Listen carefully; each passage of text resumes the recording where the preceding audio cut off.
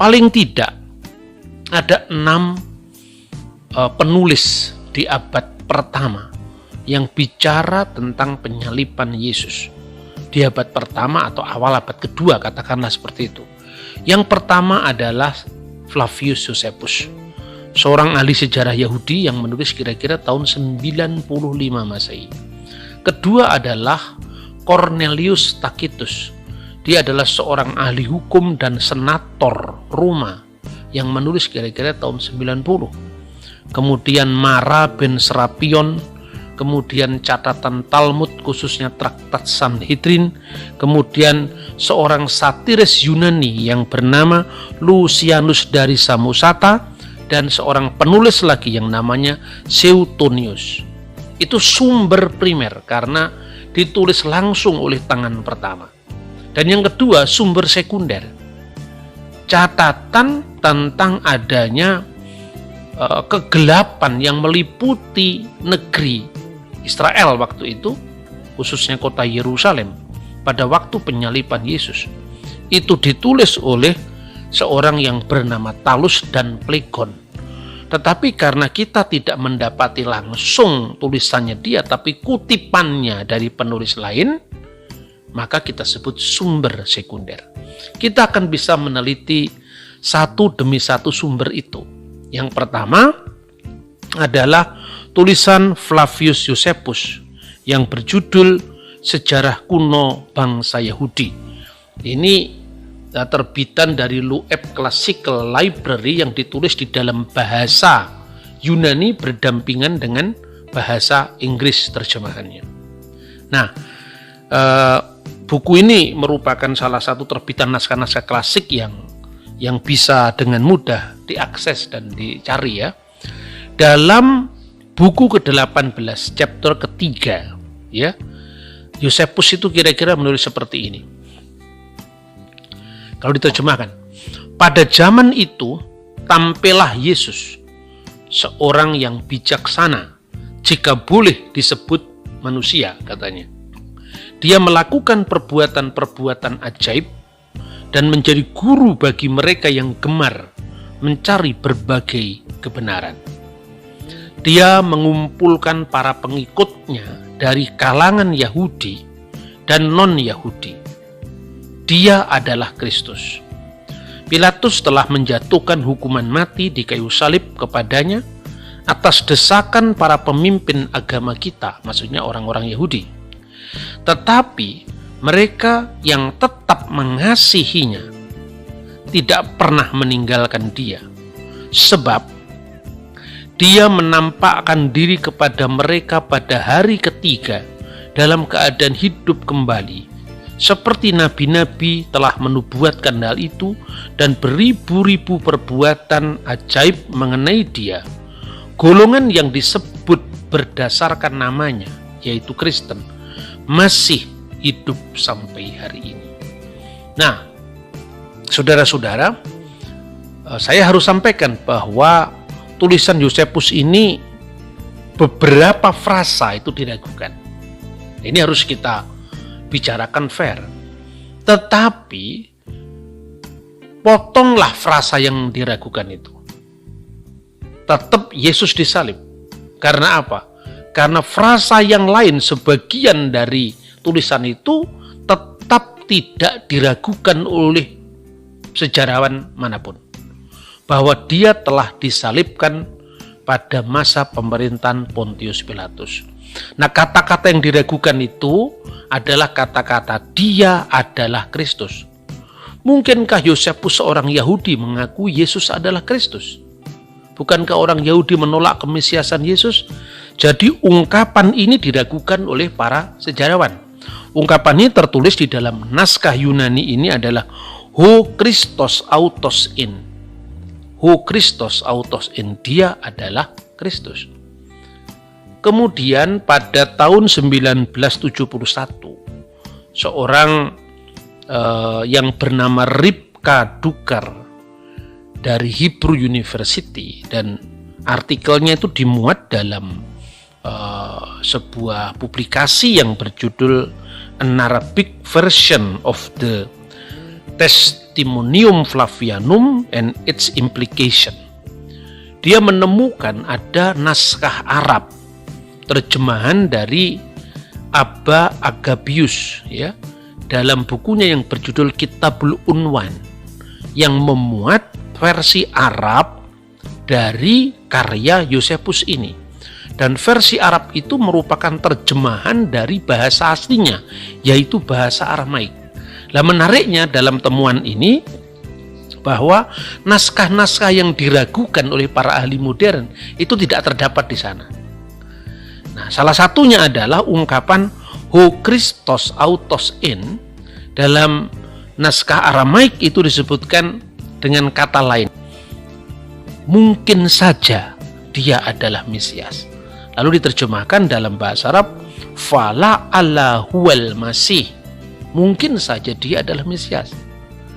Nah, lalu yang kedua, catatan panjang yang di bawahnya, sebab itu ia menampakkan diri kepada mereka pada hari ketiga dalam keadaan hidup kembali, seperti nabi-nabi telah menubuatkan hal itu, dan beribu-ribu perbuatan ajaib mengenai dia. Golongan yang disebut berdasarkan namanya, maksudnya Kristen, masih ada sampai hari itu yang diragukan. Karena mungkinkah seorang Yahudi menulis pengakuan bahwa beribu-ribu mujizat tentang Yesus dinubuatkan dalam kitab suci? Oke. Tetapi teks itu tidak ada di dalam teks yang lebih singkat, yang para ahli mengakui keakuratannya. Jadi setelah dipotong dengan teks-teks yang dianggap meragukan, dan saya kira itu terjadi pada tulisan kuno manapun, tapi substansi daripada kesaksian Yosefus tidak pernah terkurangi. Kalau diterjemahkan teks di dalam bahasa Aramaik dan bahasa Arab itu, innahu kana fi hadal zaman rajulun hakim yaqulu lahu Iswa. Dalam terjemahan bahasa Arab itu, karena Iswa itu Yesua dalam bahasa Aramaik. Ya, pada zaman itu tampillah orang bijaksana yang namanya Yesus. Dia seorang yang baik yang dikenal dengan perbuatannya yang suci. Banyak orang dari kalangan Yahudi dan bukan Yahudi, kira-kira seperti itu, menjadi pengikutnya. Pilatus telah menghukumnya dengan cara menyalibkan sampai mati. Jadi ini poinnya di sini, Pilatus telah menghukumnya dengan cara menyalibkan sampai mati. Itu dalam naskah manapun dimuat. Setelah dipotong dengan frasa-frasa yang dianggap meragukan tadi.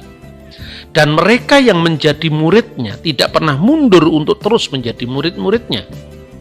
Mereka melaporkan. Jadi di situ ada teks yang menarik dalam teks bahasa Aramaik, karena memang Yosefus itu menulis di dalam bahasa Aramaik aslinya, yang kemudian sama kunonya diterjemahkan dalam bahasa Yunani, dan teks Yunani itu yang selama ini kita kenal di publik ya modern. Kemudian saya teruskan, mereka melaporkan bahwa Yesus telah menampakkan diri kepada mereka pada hari ketiga setelah penyalipannya itu, dan dia hidup kembali. Dengan kenyataan tersebut, mungkin saja dia adalah Mesias. Yosefus secara substansi tidak pernah menyangkal penyalipan Yesus. Karena apa? Karena ungkapan dia telah disalibkan pada masa Pontius Pilatus itu tidak diragukan oleh sejarawan manapun juga. Tokoh yang kedua adalah Cornelius Tacitus, yang menulis kira-kira tahun 95 Masehi. Akibatnya, ini bukunya di dalam bahasa Latin ya, bukunya ini itu juga diterbitkan oleh Loeb, Classical Library. Akibatnya, katanya penulis ini mencatat, untuk menghentikan desas-desus itu, maksudnya desas-desus Nero tentang Kaisar Nero, mengalihkan tuduhan kepada orang-orang yang memang dibenci oleh orang Roma karena kejahatannya yang di kalangan rakyat disebut orang-orang Kristen, Christianos ya, Vulgus Christianos Apelabat. Lalu ditulis auctor nominis ius Christus Tibero imperitante per procuratorem Pontium Pilatum supplicio adfectus erat. Jadi Kristus dari siapa nama itu memiliki asal-usul, karena Kristiani itu menjadi asal kata dari Kristus. Ya, karena pengikut Kristus telah dihukum mati pada masa pemerintahan Kaisar Tiberius di tangan prokurator kita, Pontius Pilatus. Tetapi tahayul yang merusak itu telah mereda sementara waktu. Muncul kembali bukan hanya di Yudea sumber pertama kejahatan, tetapi bahkan di Roma tempat tujuan segala perkara yang buruk dan menjijikan. Itu terkait waktu itu terjadi pembakaran kota Roma. Penangkapan terhadap mereka pertama kali dibuat dari mereka yang mengaku bersalah. Lalu berdasarkan informasi mereka diperberat hukumannya. Tidak sebanding dengan membakar kota Roma seperti kebencian terhadap umat manusia. Nah, ini catatan ini jelas sekali mengatakan bahwa orang Kristen menjadi korban politik, ya. Dengan kata Kristus itulah nama Kristen berasal, dan pemimpinnya yaitu Yesus telah dihukum mati pada masa pemerintahan Tiberius Kaisar, dan prokuratornya waktu itu di Yudea adalah Pontius Pilatus. Seorang filosof Stoa yang tinggal di Antioquia kira-kira tahun 73 Masehi. Dia juga menulis, ya, naskahnya itu kira-kira eksis sampai sekarang di dalam bahasa Aramaik. Kalau diterjemahkan kira-kira bunyinya seperti ini. Keuntungan apa yang diperoleh orang-orang Athena dengan membunuh Sokrates? Bencana kelaparan dan wabah penyakit menimpa mereka sebagai hukuman atas kejahatan mereka. Keuntungan apa yang diperoleh orang-orang di Samos dengan membakar Pitagoras? Dalam sekejap tanah mereka diliputi oleh pasir. Keuntungan apa yang diperoleh orang-orang Yahudi dengan membunuh raja mereka yang bijaksana? Tidak lama setelah itu kerajaan mereka dihancurkan. Allah telah membalas kematian ketiga orang bijaksana itu dengan adil. Orang Athena mati kelaparan, orang-orang Samos ditelan samudra, orang Yahudi kalah perang dan terusir dari tanah airnya, terpencar ke seluruh dunia. Tetapi Sokrates tidak binasa, dia hidup dalam ajaran Plato. Pitagoras tidak binasa, dia hidup dalam patung Hera. Begitu pula sang raja bijaksana itu tidak binasa, melainkan hidup dari ajaran yang diberikannya. Perhatikan, kematian Kristus disamakan dengan kematian Pitagoras dan Plato dan tidak diakui kebangkitannya. Tetapi kematiannya diakui. Jadi artinya bahwa kematian Kristus itu fakta sejarah yang real, yang tidak bisa dikalahkan hanya karena penafsiran umat Islam setelah munculnya kitab suci Al-Quran. Saya kira itu kesewenang-wenangan terhadap sejarah, dan saya yakin Tuhan tidak akan melakukan itu. Kita lanjutkan. Bagaimana dengan pihak Yahudi yang menyalibkan Yesus sendiri? Ternyata catatannya juga ada. Catatannya ada di dalam Talmud Babel, Talmud Babylon, Traktat Sanhedrin 43a. Dia mencatat bahwa pada hari sebelum Paskah, Ereb HaPesah, pada hari menjelang Paskah, mereka menggantung Yesu di teks aslinya Yesu. Dan selama 40 hari sebelumnya telah beredar pengumuman yang mengatakan bahwa Yesus akan dilontari batu dan bahwa ia telah melakukan sihir dan menipu serta menyesatkan rakyat Israel. Hendaklah setiap orang memiliki pembelaan terhadap dia. Tetapi orang-orang yang diharapkan membela dan memohonkan pengampunan tidak datang. Dan karena tidak ada lagi yang datang untuk membela, maka Yesus telah disalibkan pada hari menjelang Paskah, Ereb Pesah. Perhatikan, ada sumber-sumber yang tidak dimuat dalam Injil. Itu artinya bahwa Talmud tidak tergantung dari informasi Injil. Misalnya, ungkapan 40 hari beredar pengumuman yang mengatakan Yesus akan dilontari batu, itu tidak ada dalam Injil. Artinya bahwa sumber Talmud itu sumber yang mandiri di luar kitab suci Perjanjian Baru atau tradisi Kristen. Katakanlah ini adalah catatan dari orang-orang yang memusuhi Kristiani, yaitu catatan orang Yahudi. Ungkapan akan dilontari batu karena menurut hukum saat itu, ya, di negara-negara jajahan Roma itu berlaku yang disebut ius gentium, hukum bangsa-bangsa. Dan bagi seorang kriminal, entah itu siapa, tapi di mata orang Roma, Yesus itu adalah kriminal. Itu matinya disalib.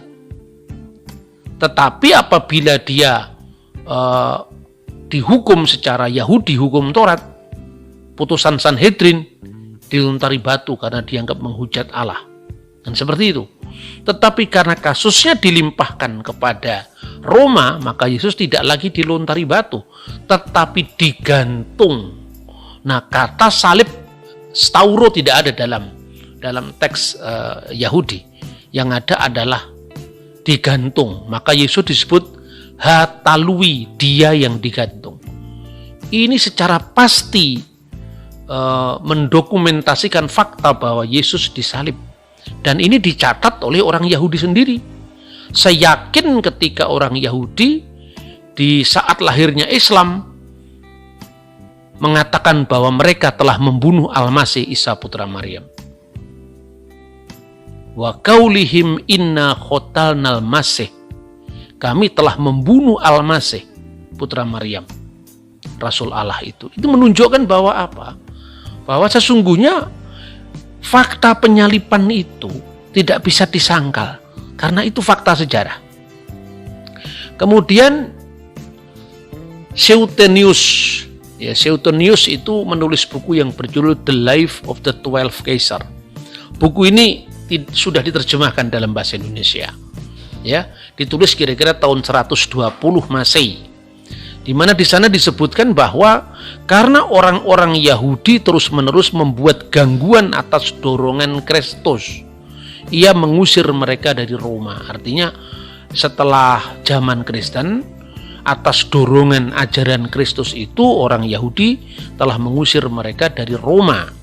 Kemudian hukuman juga diberlakukan bagi mereka, yaitu orang Kristen, ritus baru yang bersifat tahayul. Itu menunjukkan bahwa itu adalah sumber sejarah yang mandiri, yang tidak merupakan salinan dari sumber sejarah Kristen, karena dia menceritakan penyalipan, menceritakan kasusnya Yesus yang disalib itu dalam perspektif dan bahasa mereka sendiri-sendiri. Lalu Plinius Secundus, ya, Pliny the Younger, dia menulis dalam bukunya Epistula bab 10 ya 96. Bagaimanapun mereka menegaskan bahwa seluruh kekeliruan mereka ialah, ini kekeliruan orang Kristen yang di mata orang Roma harus diwaspadai.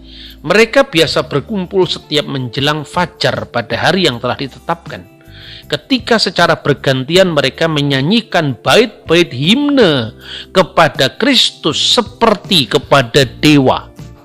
Jadi situ kan bait-bait himne kepada Kristus, pemujaan kepada Kristus, itu menunjukkan adanya fakta bahwa orang Kristen telah memuja Kristus seperti mereka memuja kuasi Deu, seperti mereka memuja dewa. Itu kira-kira seperti itu. Kemudian mereka berekar dengan sepenuh hati untuk tidak melakukan kejahatan, tidak mencuri, tidak berzina, tidak memutarbalikkan fakta, tidak mengingkari sesuatu yang dipercayakan kepada mereka ketika mereka diminta menepatinya. Dan setelah pertemuan itu mereka berpisah dan bertemu kembali untuk makan bersama-sama. Tapi makanan yang biasa dimakan tidak membahayakan.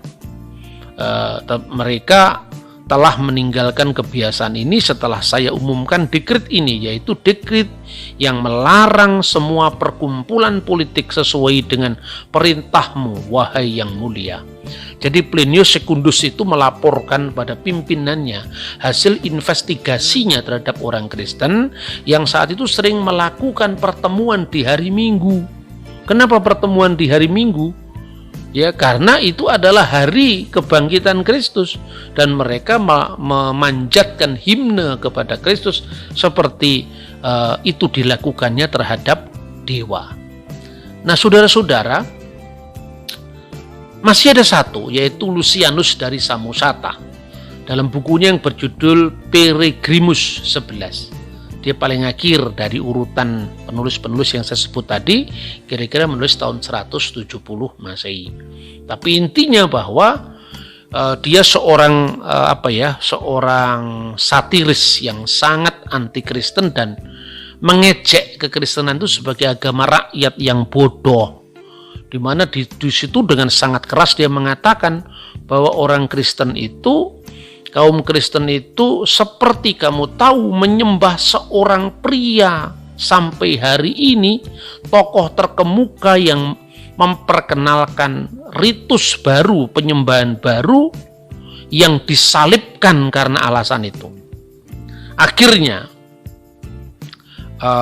Proteus ditangkap dan dijebloskan ke dalam penjara. Katanya seperti itu, jadi tokoh yang yang dibahas di dalam tulisan Lucianus itu. Semua data sejarah ini adalah data sejarah primer yang ditulis oleh orang-orang bukan Kristen yang sejaman. Paling akhir tahun 170, ada yang 120, ada yang tahun 73, jadi 3 tahun setelah runtuhnya Baitul Maqdis, Beit Hamikdas, rumah suci di Yerusalem, mereka menulis tentang fakta orang Yahudi membunuh raja mereka yang bijaksana. Dan itu mengingatkan inskripsi di atas salib yang ditulis di perbatasan kota, di gerbang perbatasan kota Yerusalem, supaya orang-orang luar yang datang ke Yerusalem menjadi jera karena penyalipan itu. Dan itu dituliskan menurut catatan Injil dalam 3 bahasa, yaitu bahasa Yunani, bahasa Ibrani, dan bahasa Latin. Menjadi bahasa internasional saat itu bahasa Yunani, bahasa administrasi adalah bahasa Latin, dan bahasa Ibrani adalah bahasa orang Yahudi pada saat itu, khususnya di kota Yerusalem, yang menyebutkan Yeshua Hanaserat Melek Yehudim atau Yesus Hunasorios Basilios Yudaion, atau dalam bahasa Latin yang lebih dikenal yaitu seperti singkatan INRI, Yesus Nazarenus Rex Judairum. Semua fakta ini menunjukkan penyalipan Yesus. Tidak perlu kita membaca Injil pun Yesus disalibkan. Dan terakhir adalah sumber sekunder. Yang pertama Talus. Talus itu bukunya tidak ditemukan, makanya saya sebut sumber primer, tapi dikutip oleh orang yang bernama Julius Africanus, seorang sejarawan yang menulis kira-kira tahun 221, makanya sumbernya sekunder karena sudah akhir ya. Tetapi di situ dia mengatakan itu tidak masuk akal bagi saya karena gerhana matahari tidak terjadi pada saat bulan purnama, sedangkan pada saat itu bulan purnama Paskah saat Yesus mati. Jadi ketika Yesus mati itu di bulan Nisan, menjelang Paskah Yahudi kan, biasanya bulan purnama.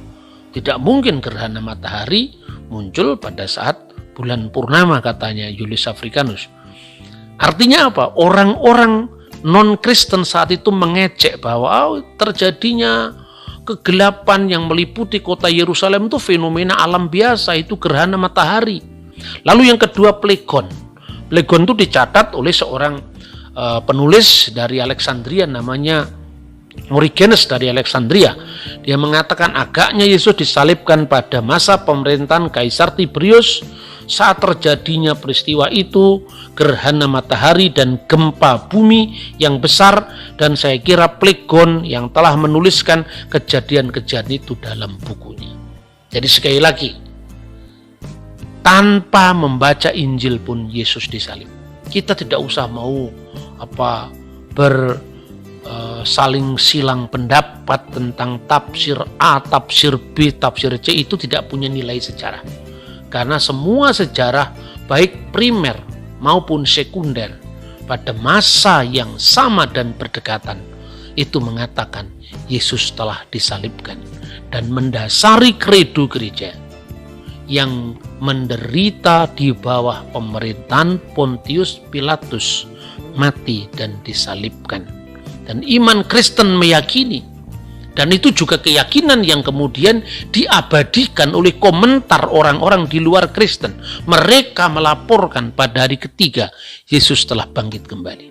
Tuhan memberkati kita. Shalom alaikum Beshem Hamasiah.